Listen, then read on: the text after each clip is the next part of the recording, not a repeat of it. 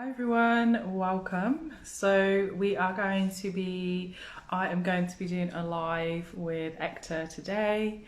So if you are joining me live, you're welcome to say hello. I am just going to wait for the request from Ekta to let me know that she is ready to go live. So please do let me know where you're joining from. Let me know if you have been following me for a while or if you're new to my community. Welcome. So I'm really excited for this conversation today, and it's about reclaiming ancestral practices. So this is relevant for everybody, and regardless of what background you come from. It can be a very complex journey of reclaiming, learning about your own ancestral practices and the challenges and the things that we have learned and the things that we maybe need to unlearn about our practices as well. So welcome Vegan Fitness Journey 82 from Houston, new to my page. Welcome. Welcome to Equinox Yoga 2019. And let me see who else is joining. Okay, so I'm just gonna let Ekta get on to, it's disappeared.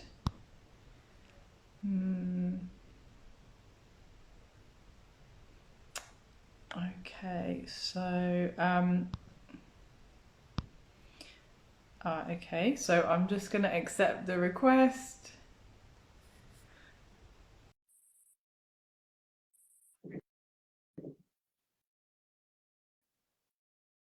Hopefully it's going to work.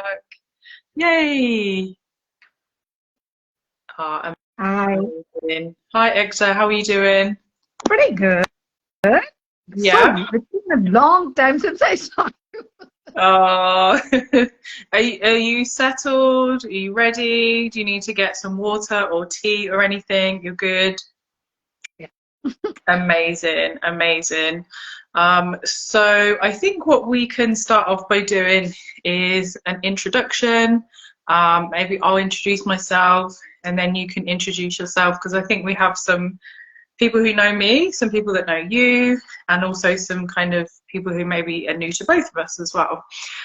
So my name is Emma and my pronouns are she, her, and I'm African Caribbean and white British. I live in the UK, and Healing Space BIPOC is a wellness and spiritual space for healing that centers practices for Black women, women of colour, and respecting other traditions is very important. So it's really about the healing and liberation, and just knowing that we all have different ways of our journey, but we're all really going to trying to do the same work, which is why I wanted to invite you onto this live. So welcome to everybody who is joining live. Let us know where you're joining from. And then Ekta, if you want to introduce yourself, however you like. Hi, everyone.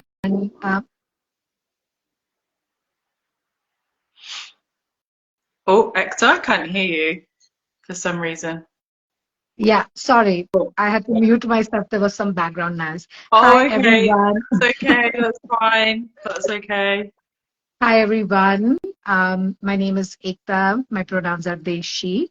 I am South Asian, Indian, born and raised in India, and I moved to the West in like many years ago. I currently live in Canada on the traditional territories of the Mississaugas of the Credit First Nations, the Anishinaabeg, Haudenosaunee, Ojibwe, Chippewa, and Métis people, also known as Mississauga, Canada.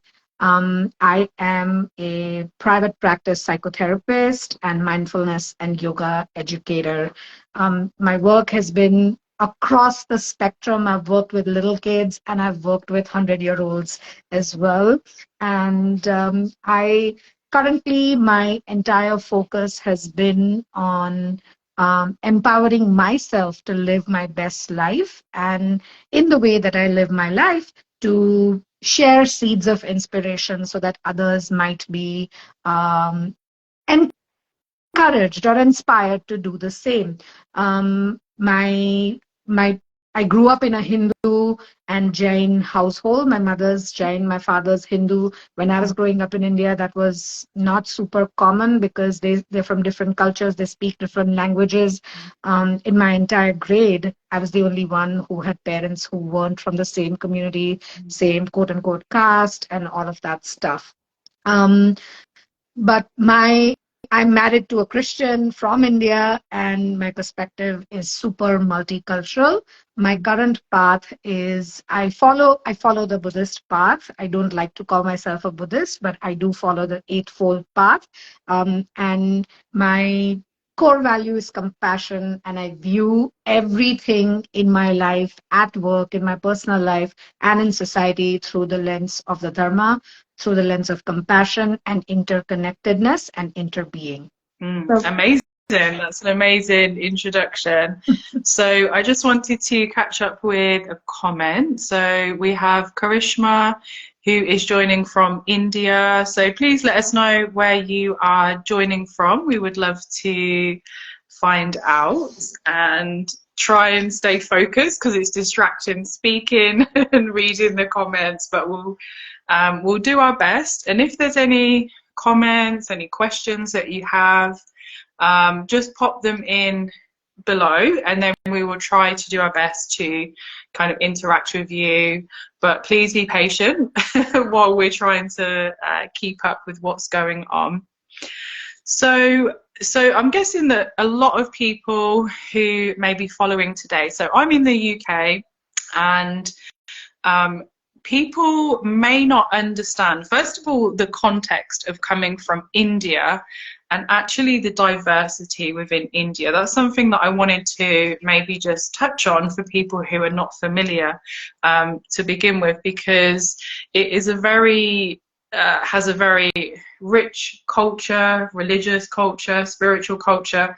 And, you know, in the UK, within European culture, American culture, there has been parts of it that have been popularized and people know little bits about. However, they don't necessarily understand that India is a vast country with so much diversity, like you said, of language, religion, and then depending on where you are in the country, the south to the north is just so far. If you haven't traveled in India, it is so vast. And people from the UK, we probably have no concept of how big India is. So I just wanted to give that little bit of context, that you're speaking from your perspective. And yes, you have lots of different intersections. However, there is many voices coming from India, from the continent, and we must remember that there is that diversity as well. So would you like to start off by talking about, you know, growing up in a Hindu and Jain household, and maybe giving people a little bit of a context about what that means, the practices, because I think Hinduism is well known in the UK. However, Jainism is not as well known, I would say, in the UK. So that might be really helpful for people watching. So Jainism is a very ancient religion, like Hinduism is a very ancient religion. And Mahavir is the most famous Tirthankar. He was a, contemporary of the Buddha, and they came up around the same time in India. So spiritually, imagine what India was like 2,600 years ago, when these two incredibly, ridiculously wise humans were walking the earth.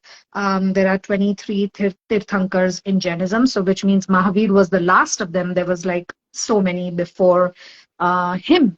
And It's a religion that's based on nonviolence, compassion, very similar to Buddhism. It's about centering your values, centering your ethics, and it's a religion that when people live by the tenets of that religion, you can see how it transforms their lives. Unfortunately, like every religion, today it's become more about following the tenets very strictly without thinking about what it means to be Jain, and you will find the same issues that you find in other religions seeped into Jainism. But at its core, it is a non-theistic religion, which means that they don't care whether you believe in God or not, like Buddhism. It is not, but they do believe in Atma, which is the spirit, and they do believe in rebirth, which is karma, and they believe that by living in a compassionate manner, one can liberate themselves from this cycle of birth and death, which is similar to Buddhism as well.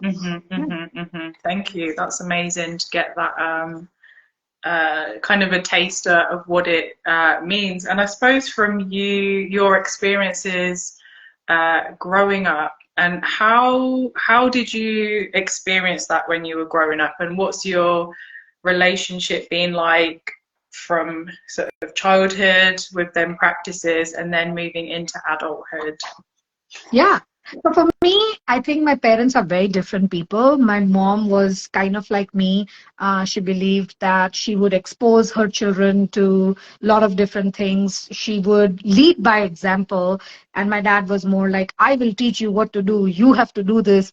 And I found that I used to resist my dad. I used to be like, if you want to pray, you go and light the lamp. I'm not going to do it. You cannot force worship on anybody. Whereas my mom was more like, about her discipline, wake up at 5 a.m., shower, do her chanting. And now when I look back on my life, I'm like, oh my goodness, my mom would be so proud of me, because look at me. Everything in my life is about my practice, being disciplined with my practice, excited about my practice. And so while I did that, and now I'm seeing a different part of my practice show up, which I will get to in a minute.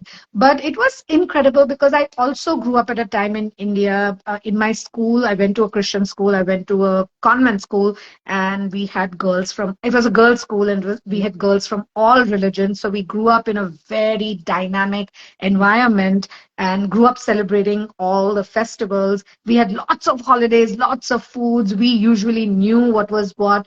And that has been very instrumental in shaping who I am as a person. My name is Ekta, which means unity. And I truly believe that how I grew up is a testament to who I am as a person. I used to always, people think, there used to be a belief in India that if your parents are from different religions, children will grow up confused. I don't think so. I grew up extremely liberal, broad-minded, curious, and excited to partake in whatever festival was coming up. My favorite festivals used to be Ganesh Chaturthi and Paryushan. Paryushan is the holy week of Jains, where we practice fasting. We are the one type of fasting we did was that we would not eat after sunset, and we wouldn't eat like green things. We would eat more because it's in the rainy season and you don't want to consume microorganisms that are in the green things.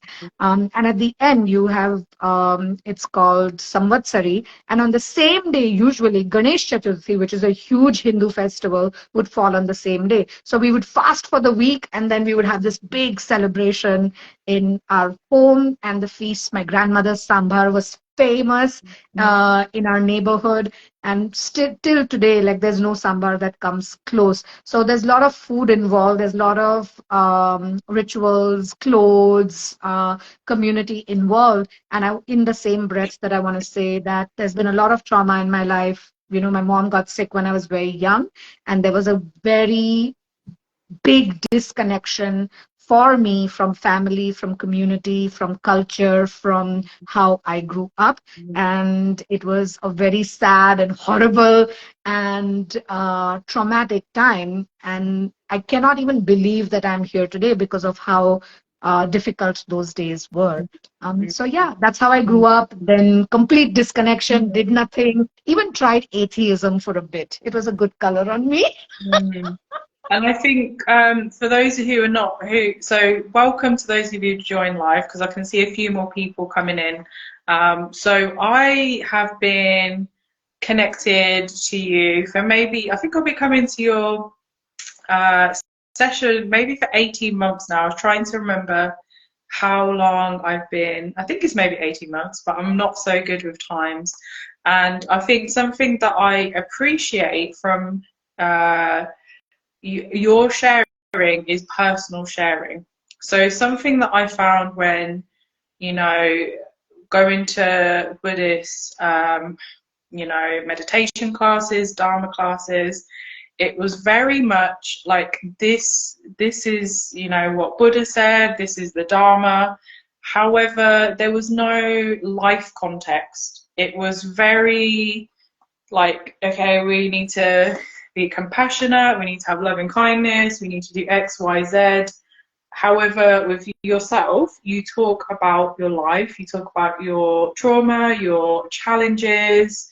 And for me, that's something that was very refreshing, because life is not straightforward, it's not easy. And, I suppose it's that maybe, I can only speak about from being in England, but this like spiritual bypassing of that we need to kind of compartmentalize our spiritual practice, but then where do we fit that in with the messiness of real life?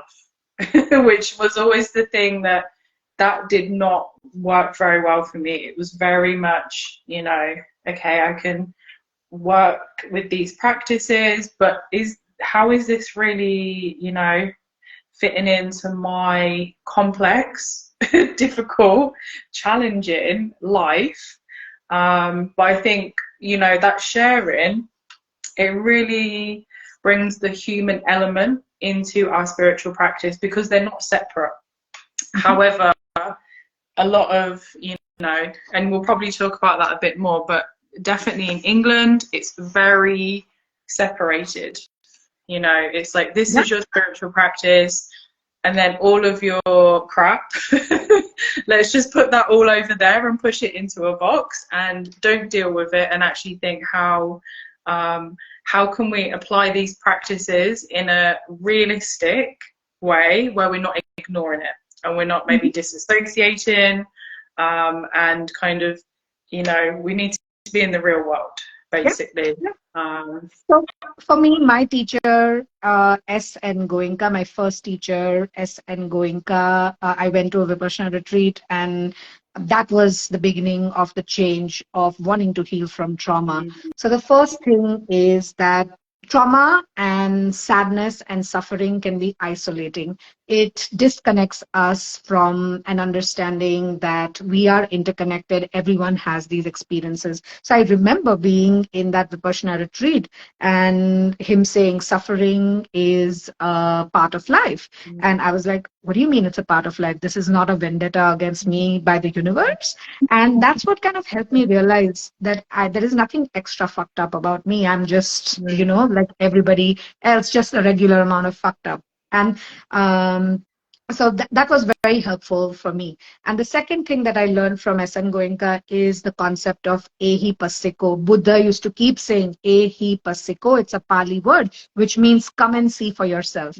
And S.N. Goenka keeps saying, do not believe teachers, do not believe sutra. You have to apply it to your life and decide for yourself whether this works for you or not. And that has formed the basis of now my sharing in this world, because I can't tell you, because while we are connected in the human experience, we are also from different backgrounds. We're also from different places in our life. And the way suffering manifests is different. But the only thing that I can share with you is that this is the practice. It is malleable. It is moldable to however you want to practice it. So why don't you be audacious, be courageous, and try and apply it and see what happens.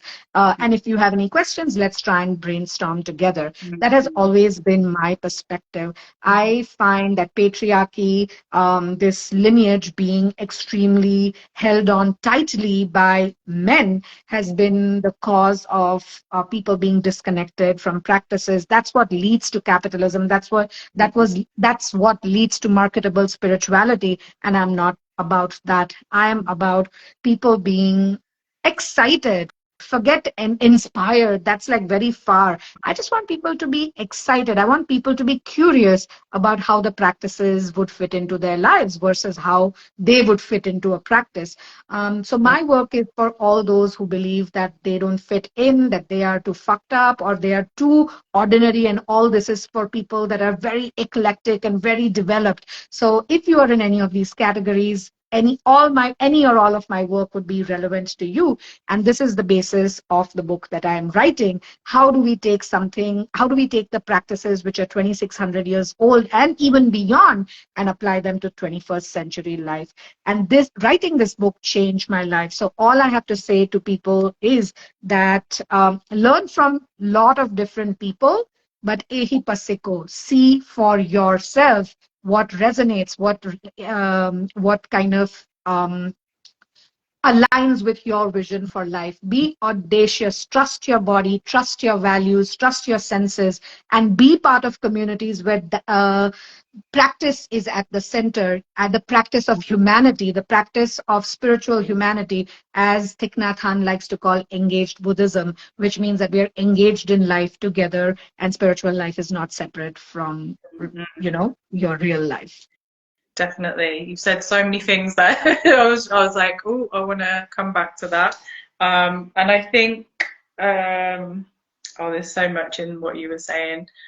But so within, you said about work with lots of different teachers.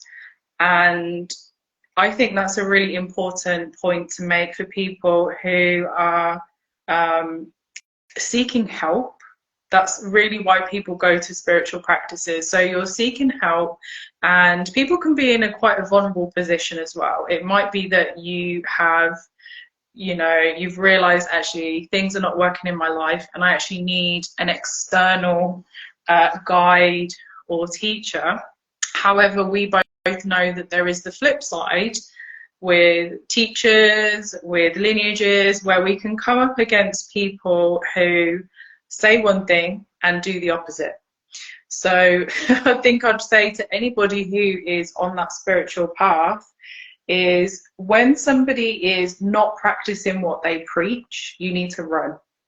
Okay, so I'm saying this from a values and an ethics, and yes, we're all human, we all make mistakes. However, if somebody is portraying something very different ethically, and then you see their behavior towards other people, I think that's the most telling thing. How do the teachers treat other people?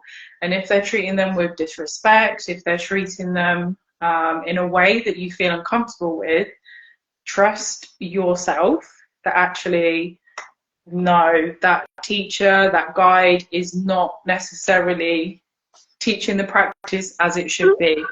And I think also what happens is, sadly, when we have a teacher from a lineage or a practice that has harmed us in some way, it can make us retreat and think it's actually the practice and not actually the human, the teacher. And that can be quite a difficult experience, which I think a lot of people are going to understand.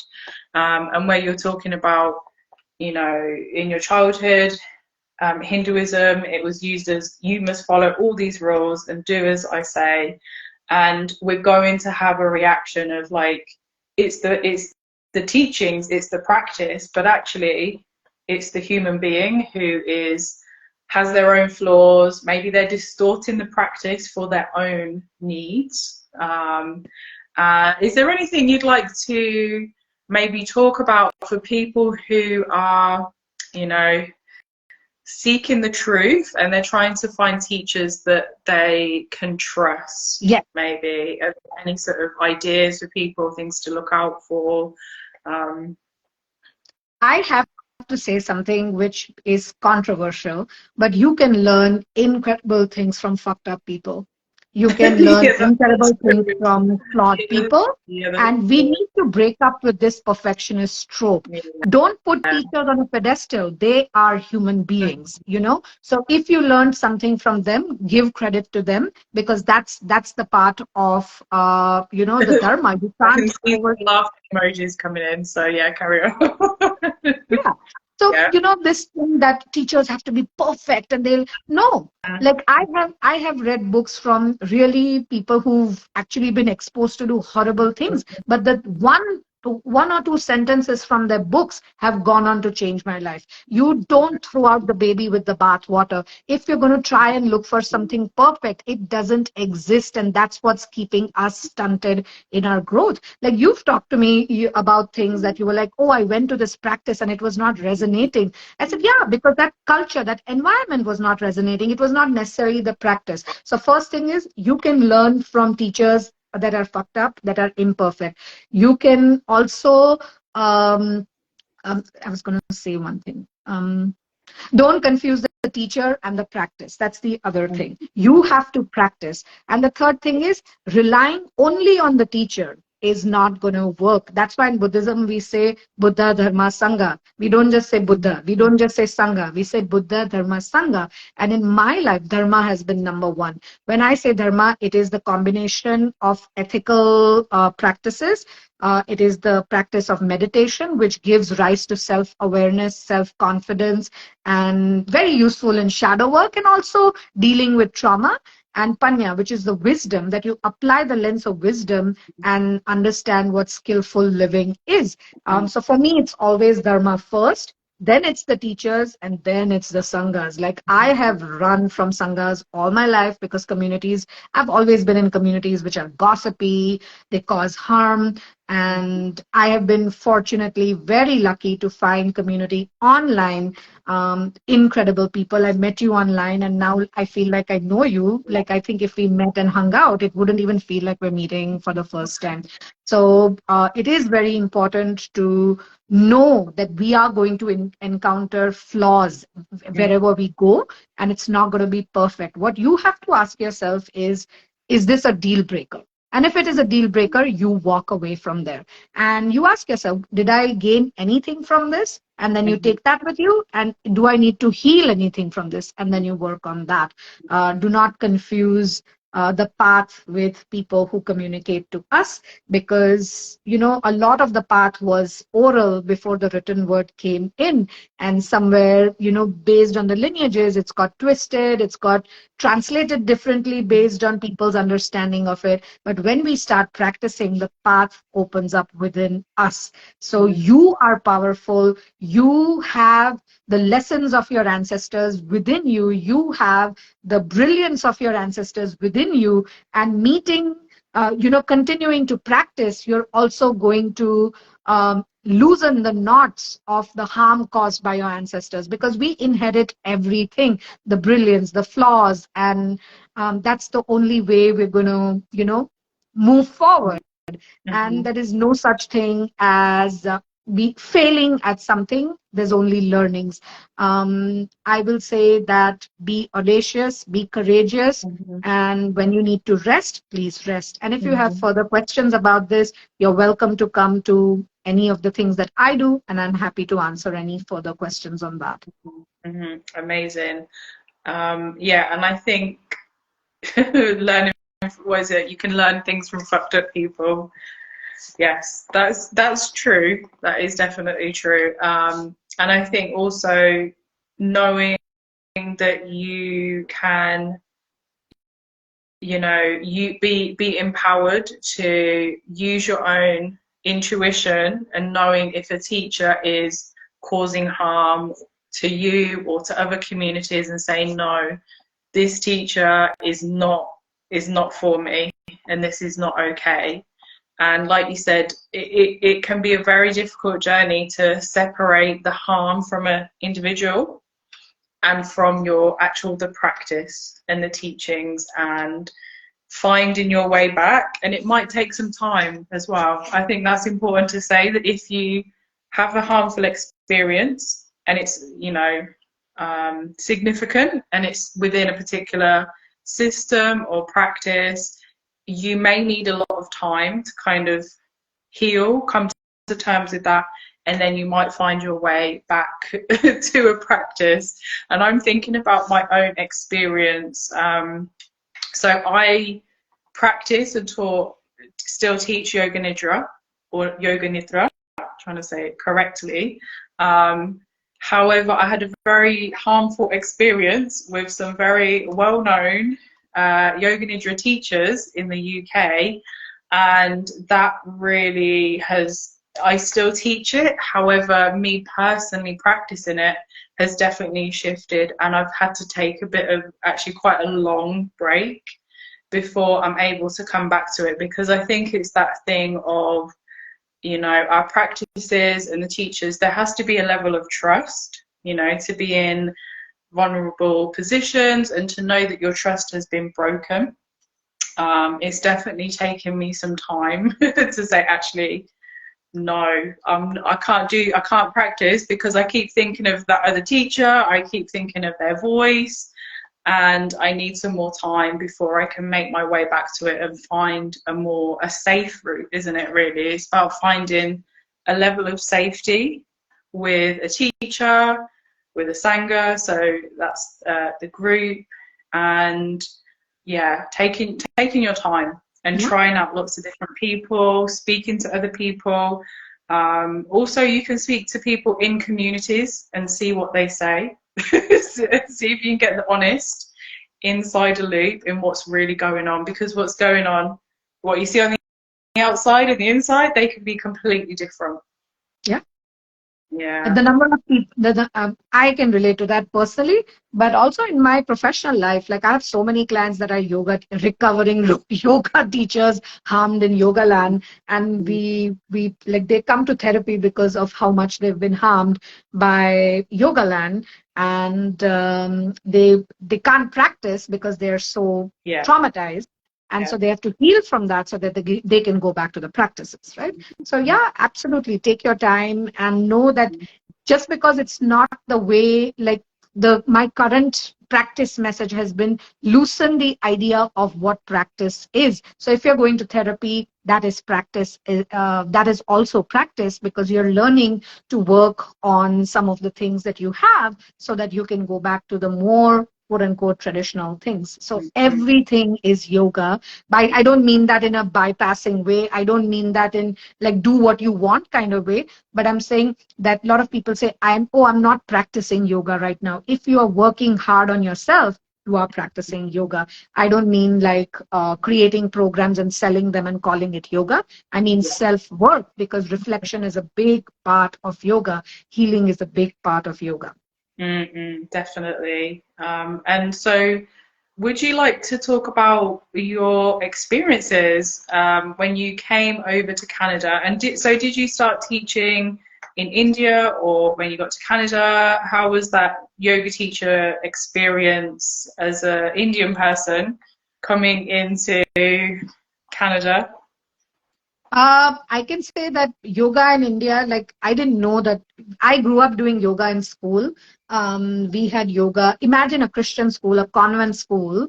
I know it sounds my school, now that I look back, it was very utopic. Like we used to have a yoga class. There used to be a really nice Meenakshi ma'am, hi, wherever you are. She used to teach us yoga. And even as a child, now that I look back, I can see how all our bodies were different. Like I could never do that plow pose, even as a child, but some of my classmates could. But we used to have a lot of fun with it. Yoga was integrated into my life. For instance, after meals, we would either walk or we would sit in Vajrasan. Like everything was in line with the seasons. And it was very, like, we never thought that this is yoga per se, or this is Ayurveda per se, right? My first asana practice was in the early formal asana practice was in the early 2000s, because I developed a back issue and I used to have this very sweet Gujarati man who used to come on a scooter, wear non-branded clothes, and like he would talk in his strong Gujarati accent. And just I didn't even have a yoga mat. I used to practice on a thin mattress, and it really, really helped. So when I came here, I wasn't practicing yoga.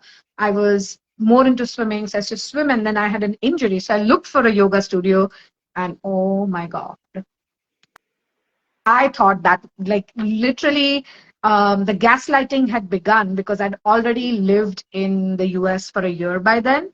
And without my realizing, I was internalizing white supremacist standards. So obviously, when I went into a studio, I went into multiple studios and everything was the same. So I assumed the problem was me, that I was not flexible, that Western. I have literally, my partner and I have actually said things like, oh, they are much better at yoga than we are. And now that I look back, I'm like, what the fuck? Like, what was I thinking, right? Anyway, long story short, like I started doing yoga, hot yoga, whatever, and it was great. I'm not gonna lie, it felt good, and it really, really helps. Like at that point in my time, I was going through severe depression from immigration. I also could not hide from my PTSD by then. I was having real issues with rage. And what vinyasa, that vigorous vinyasa did was help to even out that energy in my body. What we understand vinyasa. Vinyasa does not mean that flow class that we go to. Vinyasa means a different thing, but I'm saying the word vinyasa because that's what people relate to. They right? know that, don't they? Yeah. Yeah. So I did a teacher training, and the thing about this teacher training was, even though it was so ridiculous, it was so, oh my God, it was so bad. Why was Something, it ridiculous? oh my God, it was a mishmash of things stolen from art of living, stolen from Vipassana, stolen from here, stolen from there, Yeah. some, all that type of stuff. And they make, it's called, like, they have an obsession with trauma to do self-work. Like, they are not psychotherapists, but they would make people tell their trauma stories again and again. They were not equipped to handle. We had participants whose family members had been That's a bit like murdered. No, cult behavior, though, isn't it? no, Making people share their yeah, traumas in yeah, a yeah. group. And they, You know.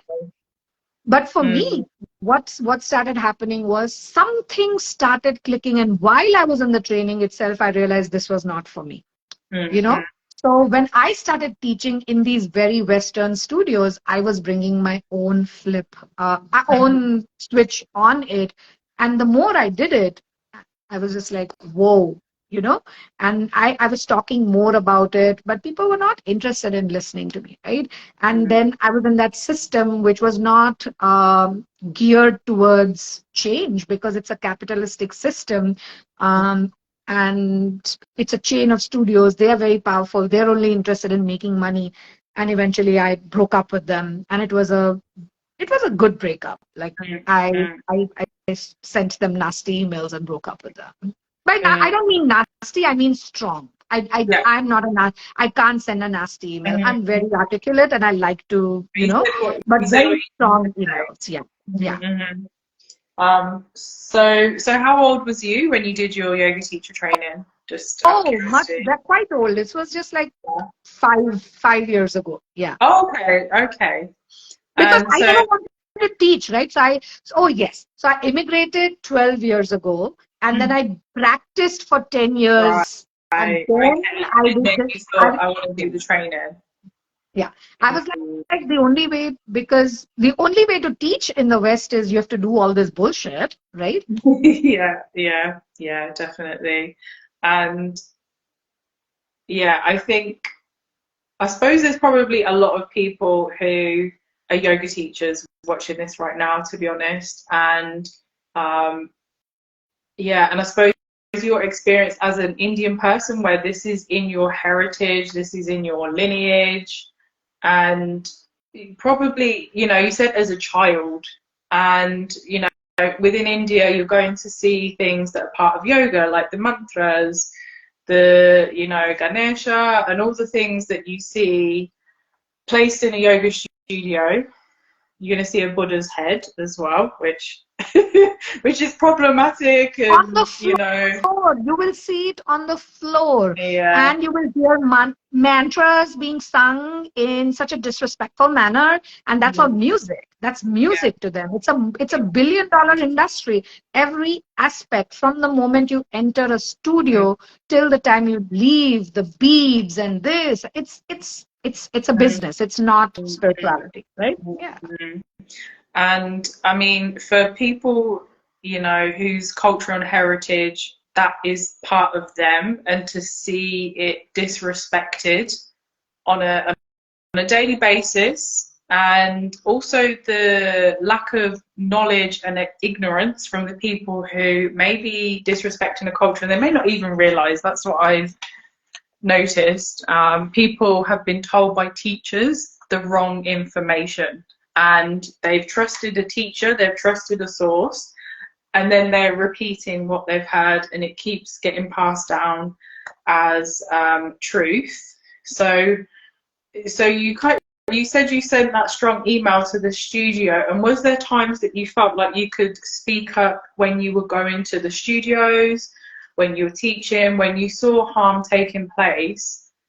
Was there ever any times that you felt you're able to and say, actually, like, this is just not okay? So the thing is, when you're not in the system, you will not see it. Does that make sense? Yeah, So yeah. by the time I got in the system to the time I got out, it was a year. So Oh, wow. it was So very quick. it's Like, very quick. Oh no, yeah, I can imagine. so I'm not a person who's going to sit and be gaslighted. And let's be honest, I was going to be okay. Like, in fact, not to be capitalistic, but paying my bills was important. I quit my job so that I could teach yoga full time. It's not conducive. It's not conducive economically. What they were paying me was a pittance, and they were better than the other studios around. But I enjoyed it a lot. I know I have people who've been, with me, practicing with me, first as peers, then as students, and now as part of the sangha that we all are part of now. And it's just because what you can't erase that by bullshit. So people are like, but yoga is for everyone, Buddhism is for anyone. I said, yeah, get your certification, do how many ever trainings you want, but you will not be able to erase what's in my DNA. In the same way, you talked about reclaiming some of the things which resonate so deeply from you, for you, from the African spiritual traditions, right? Like, they just feel like it starts vibrating in you, and nobody can take away that, right? So I am no longer worried about what people are doing. I am concerned with what I'm doing. I have no interest in changing anybody. I am interested in spending my energy aligned with my purpose. And my purpose is to be liberated, and my purpose is to, live my loudest, baddest, incredible life. And I know that people that are around me see that, and they are on the same path. Like, they do the same thing, they want the same thing. So I'm not concerned about these people anymore. That's, our energy is finite, and we can't, how much are we going to shout? They don't care. The studios are flourishing, they are making their money, and nothing is going to happen from that bullshit. So I just do what I want to do. I have created my own space. I am not pandering to anybody to teach meditation classes, to do this, do that, because I will not do a 2-year meditation teacher training ever. Like, what are you going to teach me? What I've been practicing for the last 10 years, why am I learning that? Why am I paying $6,000 for that, right? Like, that's not something I'm ever going to do. The practice has been so instrumental in me finding my courage, in me finding my center, whether it is to speak the truth or whether it is to confront my own biases, and it never fails me. It never fails me. I always feel like I'm taken care of, and I don't need any of these people who want me to be small, who want me to fit in, Yeah, that's an amazing message to people about feeling feeling like we have to conform to, you know, white supremacy, to capitalism, and we obviously have to conform to an extent to survive, of course. But knowing that within you and within your practices that you can stay, because it's staying true to yourself, isn't it? And I think when you enter spaces where you're forced to erase parts of you, where you're forced to, you know, stay quiet and not cause too much trouble, these are the places where you feel like, you know, you said you felt like you were wrong, but actually recognizing that that system was actually wrong. The studios, what they were doing was harmful, and staying true to yourself, because I know a lot of, you know, people that I work with, they over time they think it's them, the same thing, that they, you know, the systems are so against us and there is so much harm taking place, and we internalize the racism, the sexism, and then eventually we think, well, why are we not coping? Why are we not doing as well? Why have we not progressed maybe as our white counterparts in the yoga and meditation areas? And we might see them excel, and then we might see ourselves like, is it the message that I'm teaching? But actually, I suppose you're teaching it authentically, and sometimes authentic is not always that popular. It's not. That's the other thing as well. It's not popular. It may not be comfortable. It's not palatable, but it's the truth. And I suppose if you're speaking the truth, talking your truth, the right people will find you eventually. Yeah. Absolutely. And it's not just the West. I have no interest in fitting into the East as well. So I want to be very clear about that. I don't want to fit into bullshit. I don't want to do bullshit. I don't want to be ritualistic. I don't want someone to put their standards on me. I'm not part of any lineage. I'm not part of, I mean, I respect the lineages, but I'm not part of them. And you may think that Ekta, you are an anarchist, a little bit, but Buddha was an anarchist. He was a response to the system, that casteist, very, very extremely religious system that existed. And so anarchy is in the Dharma, is the response to a system that is oppressing people. It came as a response to that. And if you see, like, there are revolutionaries, Dr. Ambedkar, and you know, like now in the US, so there's Ambedkari Buddhism in India, where Dalits use Buddha's teachings to fight casteism, to, you know, to dismantle Brahminical patriarchy. And it's now like, you know, if you read Tenmodi Soundararajan's book, Trauma of Caste, like it's about that, right? Like using the Dharma to fight the right fight, to fight the good fight, right? So I'm not interested in being part of any bullshit. I'm not interested in mollycoddling anybody. And there is a word for people like me, and I'm going to say me because I'm going to stand in my power, and it's called Pratyeka Buddha. Pratyeka Buddha means a person who works towards liberation on their own without the help of one particular teacher. And anybody can be a Buddha. We all have Buddha nature in us, and anybody who does the work can liberate themselves. You don't have to sit in a forest. You don't have to go on a mountain. You don't have to fall at the a teacher's feet and lick their toes. None of this. You just have to agree to follow the path, make mistakes, do your work, keep practicing. And, you know, when you're down, you're down. You just lay on the earth and let the earth take care of you. That's my belief, you know, and that's how I work. Amazing. I love your fire that you're bringing today. You're bringing it, aren't you? Ooh, I'm just trying to see. So I just want to take a pause to see if anybody has any reflections or questions that they want to come in with at the moment. So thank you for those of you who are joining me live and on the replay. I hope you're enjoying the conversation. So you can give us some like emojis or whatever it is to let us know that you're kind of with us. And ooh, so ooh, I'm waving at everybody somehow. Okay. So I'm just gonna so we're getting some hearts. That's good. That's a good start. People are listening. Hopefully they're getting Every Um, time I swear, I saw the heart. So people were yeah, people, relating to me swearing. listening, they're relating. So something I would probably like to touch on is talking about so the upbringing, where there was, the thing about actually. Oh, we've got a question coming in. How I found my values? Yes, thank you. So, It came through practice. Thank you for this question. Sorry to cut you off, but I that's love this okay. question. I love this question. How did I come upon my values? So the values were what my parents taught me, but I lost my way with them because of the society and trauma that I experienced.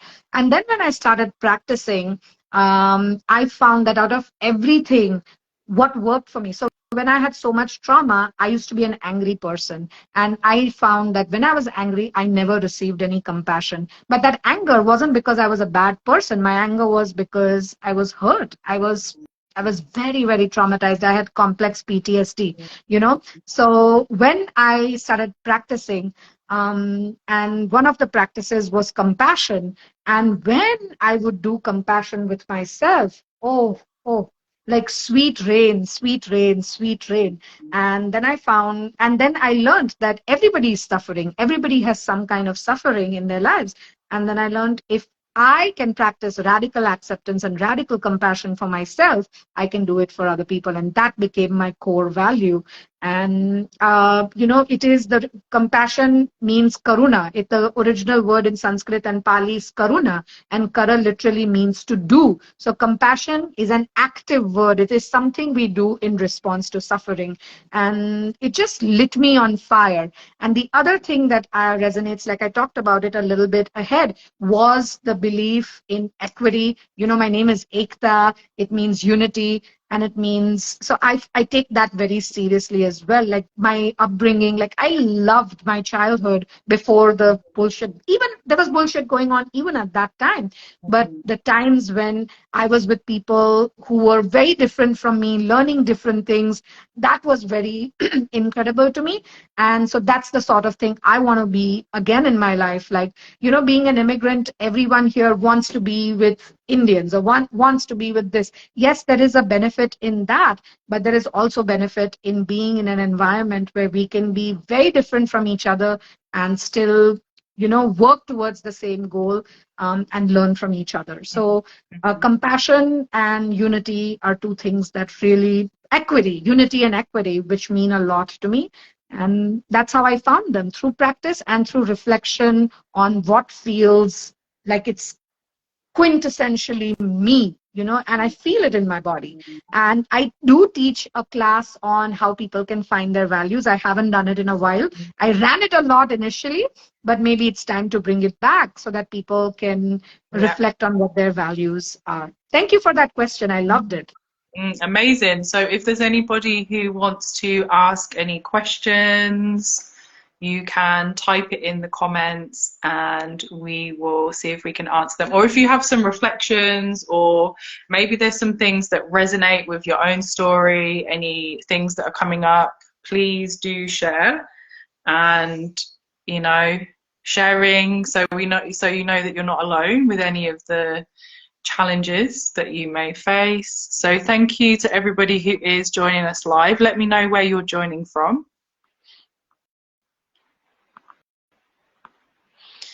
So, oh.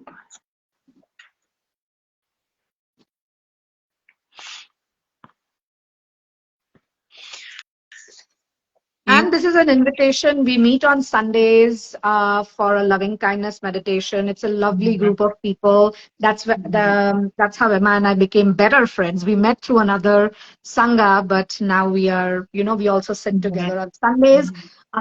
It's 11 a.m.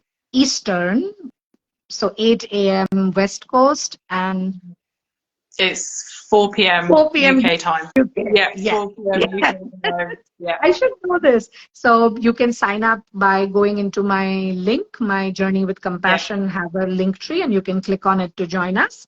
Make sure you sign up, make sure you come and join. I highly recommend it. So yeah, you need to come along, definitely.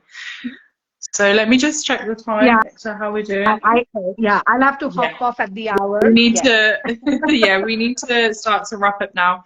So if people want to learn about, so you have a book coming out as well. Can people pre-order your book? Yes. Yeah. Please pre-order my book. Mm-hmm. I am so excited to share that I'm literally writing the last chapter of my first draft, and then I hope to finish the rewrite by the end of the summer and have a full manuscript ready. And then we will see where it goes from there. I have a couple of things in mind, but yes, Mm-hmm. please Yeah. support my Do you have book writing journey. a Patreon or something where they can read your work and support you? What do you have? You have something else as well? Yes, I will put the link in my stories today. So if you Mm-hmm. go to my stories, maybe in a couple of hours, you will find the details of how. No, it's on my link tree. How to support my book Mm-hmm. is on my link tree. So go to the link in bio. It's already on there. So you should be able to get it there. And you And have a podcast coming soon as well, don't you? yes, So, yes, it's going to so the look out podcast. for that as well. It's called Dhamma This Life, and we hope to, instead of damn this life, it's Dhamma This Life. Look at life through the lens of Dhamma, and it's going to be also releasing early fall. Mm-hmm. Yes. Amazing. Thank you so much. That time has just flown by, but there is so many jewels in there, and I'm sure everybody has enjoyed the conversation and hearing your story as well. So thank you so much for joining me, and I will see you tomorrow for our Yes. practice. Yes. You, by the way, Emma, you are an excellent interviewer. Oh, Great job. Thank oh, you yeah. for. I haven't done it for ages. I haven't done it for a very long time. So I felt a little bit rusty, but yeah, getting back into it. So thank you so much, and I appreciate your time, and thank you to everybody who watched and engaged. We absolutely appreciate it. So take care, everybody, and we will be engaging in the future in some way. Bye. Bye.